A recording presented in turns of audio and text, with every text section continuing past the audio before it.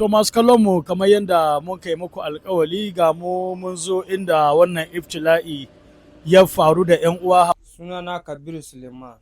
Da ni aka je hagun mutuwa ne na ɗauka a wayata hoton mutanen da suka ƙone a mota kurminsu. An ajiye su a bakin baranda. Mutum sai an biya 30,000.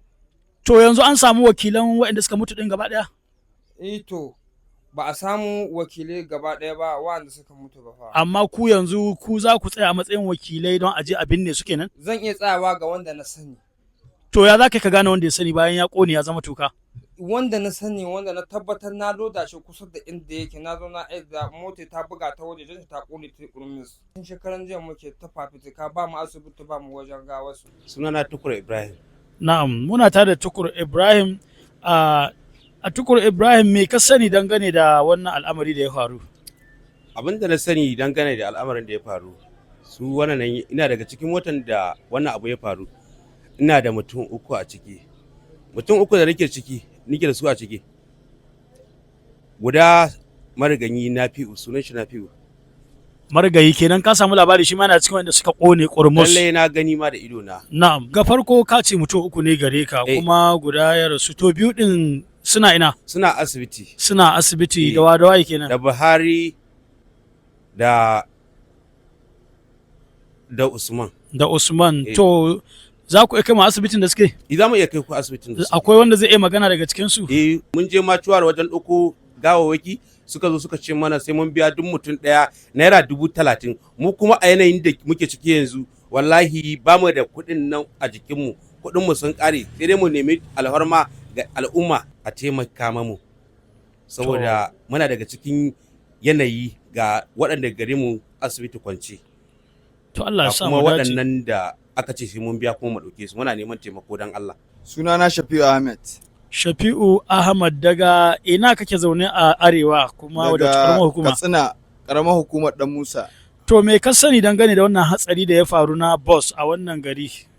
To ni dai ina can a garin Benin, na bar ƙanina alamun ajiya a ranar Litinin ya taso zai tafi gida, a wayi gari Talata sai wani yake zuwa yana gaya min yace ƙanina ga abin da yake faruwa da shi.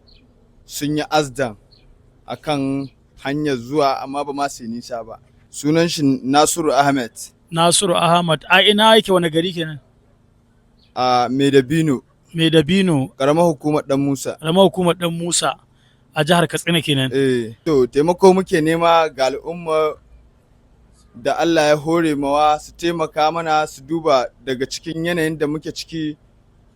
Alhalin yadda muka zo muka tsaya kan yan umu muna buƙatar alamun su taimaka mana mu samu a ba mu su mu je mu sallaci gawarsu mu rufe su. Kabiru Yusufa. Kabiru Yusufa, an ce kana daga cikin wannan motar da ta samu hatsari har wasu suka kone kurmus. Yana daga ciki. Kana daga cikin motar? To ya kai ka samu fita?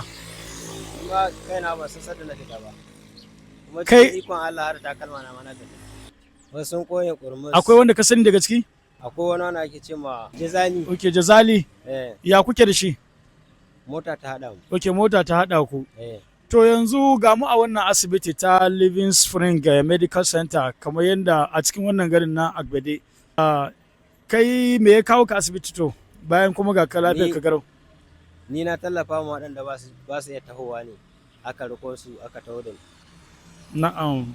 Kuma ya saboda ƴan uwana ne muna tare ne ta yamma daya. To kai ɗan wace jiha ne? Katsina. Katsina ina? Dutsen ma.